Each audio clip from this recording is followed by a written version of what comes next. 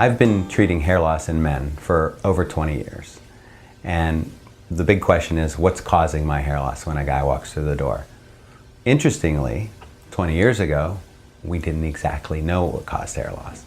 We thought it was all the things our grandmothers told us. We wore baseball caps too long, or we washed too much, or our hair was too oily, or our follicles were plugged up. But for men, there's pretty much only one thing that causes hereditary hair loss, and that's the hormone dihydrotestosterone. We call it DHT for short. And dihydrotestosterone is in every man and woman, and it circulates through our body, and when we're younger, it helps us with some of our male attributes. As we hit our late teens and early 20s, for most men that don't lose their hair, it does nothing except for maybe grow some hair on your back and shoulders or around your ears.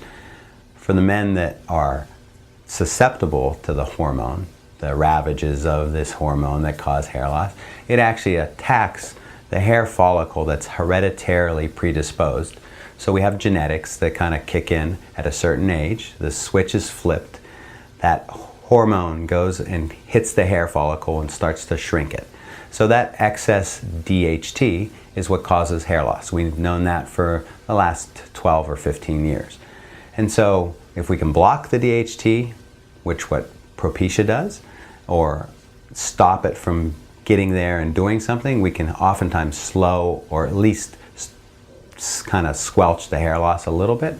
If we can't block it, or we're not taking something to help block it like Propecia, then the hair loss is going to continue and the hair miniaturizes and gets smaller and smaller and smaller. As far as the pattern goes, that's all hereditary.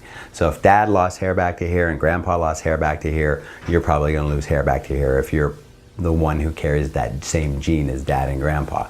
And you know, your brother can have a full head of hair and you can lose all of your hair, and that's not anything other than, you know, the genetic roulette that we kind of all play through life. So as far as hair loss in men, there can be medical problems that cause hair loss. You know, they can have lupus or other things, but I hardly ever see that. And over the last 20 plus years, most men that walk through the door, 99+%, it's DHT that causes our hair loss.